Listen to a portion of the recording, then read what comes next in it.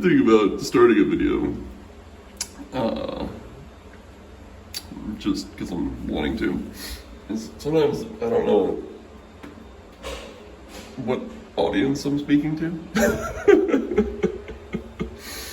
I mean, there's the standard stock audience. But like, you start a video and it's like, I don't have a conception for any of this. This is the Truman Show. You would just be a fly on the wall and get to see me here, not talking to you, unless I was talking to myself or someone else. So let's see here. I was just outside and first stumbled across this thing, and it looked like a cute little marionette shoe. So that's fun. And then a little ways down the way, this looks like it may have been a counterpart.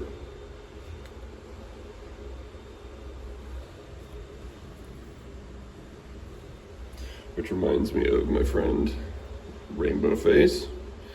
And it reminds me of, there was a man whose name I'm forgetting, who was on the Carnival de Resistance, who made the most lovely, ingenious puppets out of common objects and uncommon objects, well crafted. And I don't know, I'm remembering he made like a caterpillar out of like, I think styrofoam orbs that like he thread in between the orbs and linked them together, and he brought this caterpillar to life so magnificently. It was awesome.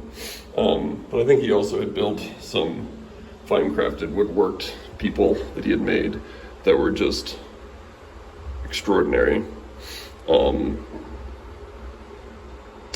He was the person, I mean, I've got tangents for days.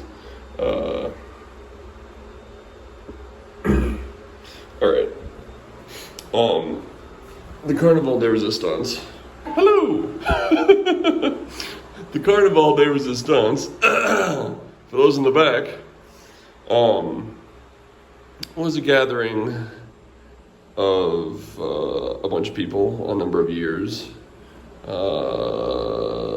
I'm explaining it badly. Back, I joined in the end of 2013. Hello in the back. Okay, the Carnival de Resistance is a carnival that speaks many of the unspoken things. How about that?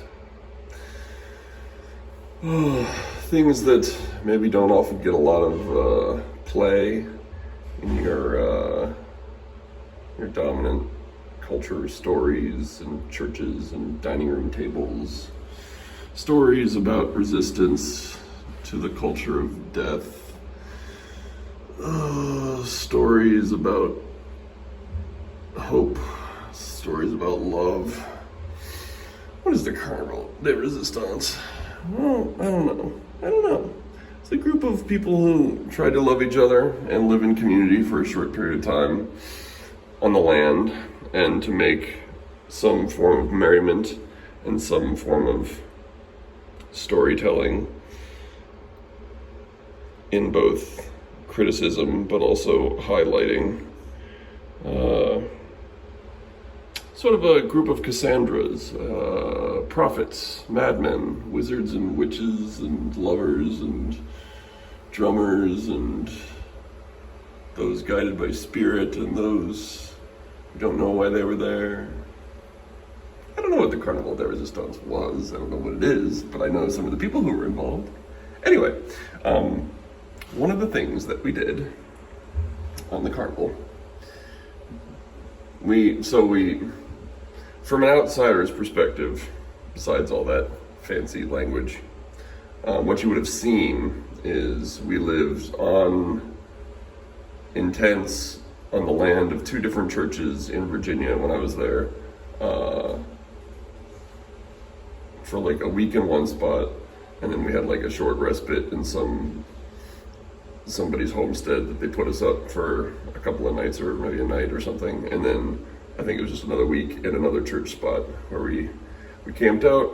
We cooked our own food over rocket stoves, and I think all the food was donated. And we put up a carnival, what's the word? I'm forgetting it. With the sideshows and the activities and the stuff and the gift economy. Invited people to come out and play. I did some juggling. And I was quote unquote sort of like a conflict resolution person, but had very little that I ever had to do. I was just there to kind of hold space and presence. And then there was a great big show that people put on. The main people involved were at Tevin East, at Jay Beck, and I'm forgetting a bunch of other people's names. Those are the two that are closest to me right now. Many memories. Anyway, nearing the end of the second week,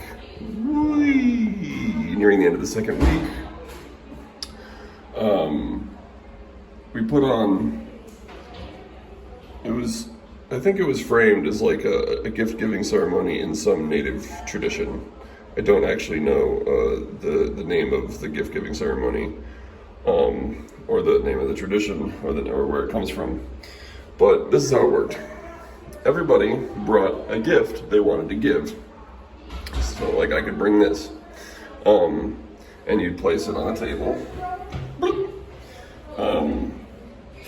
And then everyone could one by one go up and decide what they wanted to pick. And since it's the only thing here, I'd pick it. And then I not only get to keep the thing, I think the idea is you get to keep the thing. Maybe you don't get to keep the thing. I can't remember if we framed it like this thing is just the introduction to the gift, like this is the totem that represents the gift, or it is the gift, or sometimes both. I kind of played with it a little bit. Like I do. So like if this was our ceremony and I brought this, then I'd be like, all right, Michael, I found this outside the natatorium on November 22nd, the day before your birthday, day before Thanksgiving. And I loved it. And it reminded me of that puppeteer in the Carnival de Resistance. So this is a totem for this story and this video and that man whose name I'm forgetting. Black kid, probably the most hyper-religious of the group of the members of the carnival. In terms of pushing a Christian message. What's his name? Aaron? I think his name was Aaron. That sounds right. What's his last name? Aaron, what was your last name? Aaron. Anyway, I also remember him. This is sort of a multifaceted story, because he was the one who selected my gift of the Carnival de Resistance in the thing. So I had, did I do more than one gift? I might have. I know that I had a bunch of thoughts and ideas, a lot of things connected to stories and poems and ideas and such. But what I came up with on the evening was a magic trick. And a conversation starter, and an invitation for me to ramble on a little bit, like I do. That, like I do, if you want to know what that comes from, like I do, is from Martin Prechtel, who's a brother, shaman, trickster, lover, impish dude, who, he kind of was a turn of his phrase from his Grief and Praise.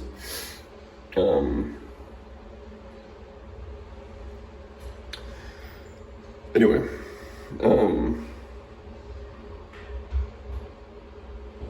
so yeah, my magic trick was, so my gift on the table was a $20 bill, and Aaron picked it up And I was like, heck yeah, $20. I don't think it was the first one to go, but it was one of the early ones to go. And I was like,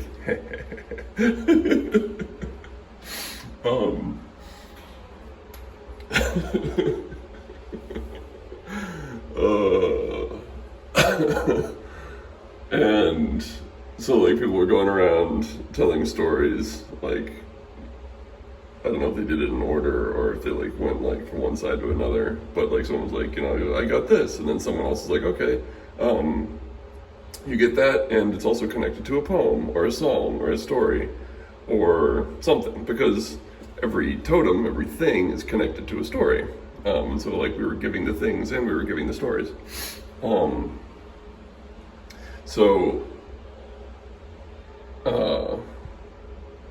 When it came to Aaron's turn, you know, he's like, I got this $20, I'm excited because I can use it to buy puppet making stuff. And I'm like, oh, that's so sweet. Poor Aaron.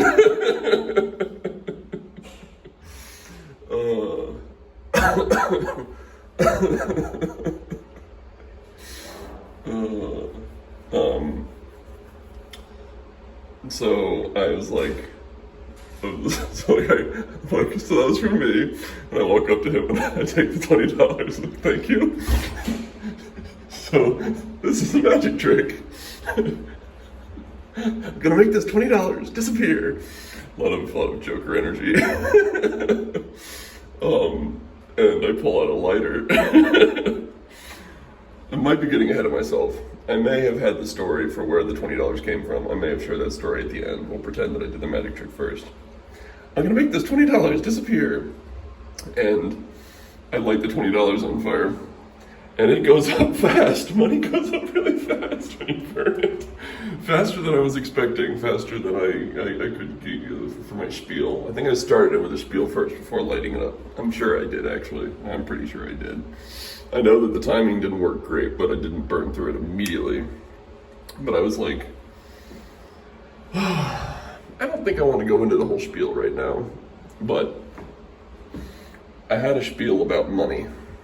I'll probably touch on it, about what money is, about how it itself, the $20, connects to a story, a myth, an idea, a social construct, that it doesn't represent value, that what it is the cotton, you know, the body of this plant, and the ink, and the people who help build the machines that help print it, and the government, and all of these different social stories that we have. It's like, that's what this is, but it's not the value itself. That you can take $20 and you can choose to buy wildflower seeds, or you could choose to buy motor oil. You know, you could send it to this company or that company. You could use it to buy a bunch of Bic pens and put the pens in a pile, or you could take that money and you could burn it. So I took the money and I burnt it, and it went up really fast. And because I hadn't practiced this trick, I had to have the prestige happen immediately, because I only had one. It was a hack together trick. I lit it up, dropped it on the ground, stamped it out, reached down and picked up a perfectly good $20 bill. A duplicate that I had in my hand, of course. It was pretty obvious to anyone paying attention. But they still might not have expected it, because who the heck lights up a $20 bill? And it went, you know, everyone could see that it was going, and like I let it get, you know, until it was about to burn me, and I tossed it on the ground, stamped it out. I may have tossed the real bill under my foot as I was stamping it. I don't know. I think the illusion looked okay. There was no major mystery to it. I like magic that's kind of self-explanatory, but still surprising. Anyway, and then I talked about how if you burn $20 in order to get it back, you just have to ask for it. Because you haven't really destroyed anything except for that little bit of printed paper. You know, the government can print you a new one, and you just have to ask for it. And they have to say yes. So you have to build a relationship, and that all money is connected to relationship. That if we have money, it's because we asked for it and someone gave it to us in some social fabric, in some connection, in some relationship. Maybe not one that we're super psyched about. The whole boss, hireling, business, corporation, government, something or other. And there's a lot more to say, because ultimately the money itself connects to a system where the money is connected to energy, different sorts, and this sense of the need to extract so that we can have money, so that we can keep everything going. Which would be great if it wasn't for all of the systemic violence built in along the way in order to keep everything going and going. So, the magic trick in the story, and this is part of a ongoing conversation about how can we do better?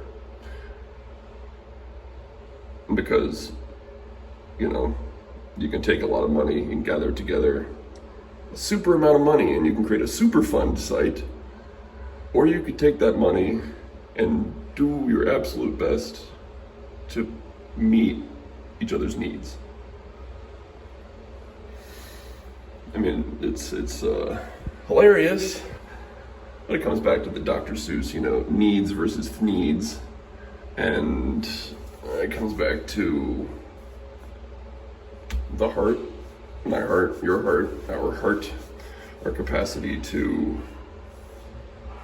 enjoy life, love each other in a way where we don't need to be, because some of the things that we do with money is like deeply unnecessary, like money as drug. But more, I see money as replacement for relationship, replacement for relationship with ourselves and who we can be and who we might be in relationship with each other. Because if you can buy all the things that you need and pretend that other people's needs don't matter, then you can get through and ride the machine around and around and around. Well, I don't want to ride on that machine. And not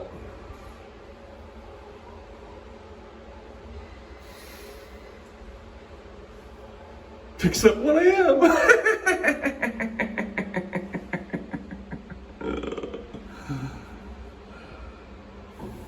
Anyway, I didn't get all that out in the story because the bill went up too fast and I was feeling anxious, and there's more you can tell, because ultimately it's like the gift as an entry point into a restorative circle conversation around money and around how we meet our needs. And so that's kind of what that was. But then I brought the $20 back, and I gave it to Aaron as a gift, and he was like, "Man, I could have had $40. I don't know if he said that. He might have said that. He's like, you really destroyed $20 this trick? And I was like, I did indeed. I'm giving the other 20 away. So the best $40 I've ever spent. I also pointed out that as far as I understand the way that money works, that $20 worth of value in the economy is then distributed to everyone who participates in the economy equally, all around the world. So I gave everyone in the world, like Santa Claus, one tiny fraction of a $20 bill. Tiny little bit. Because everyone has a little more purchasing power now that $20 is gone. That may or may not work that way.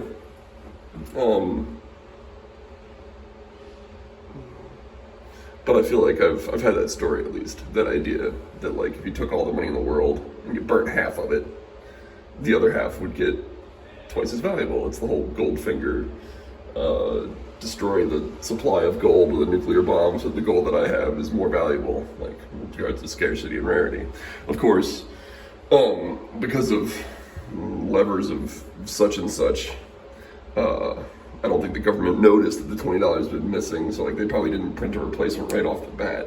It's like any counterfeit, if I could counterfeit a $20 bill right here,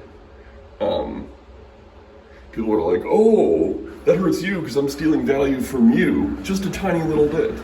It's like the fact that I've got $20 in my pocket that, you know, wasn't okayed by the authorities. Like, who am I stealing from? I'm stealing from you and you and you and you. And so if I take a $20 that exists and I burn it, it's like the opposite of counterfeiting. I am enriching everyone. So if you want to be like Santa Claus, take your money out in the backyard and burn it. And you'll feel something. And like the Joker, I only burnt my half.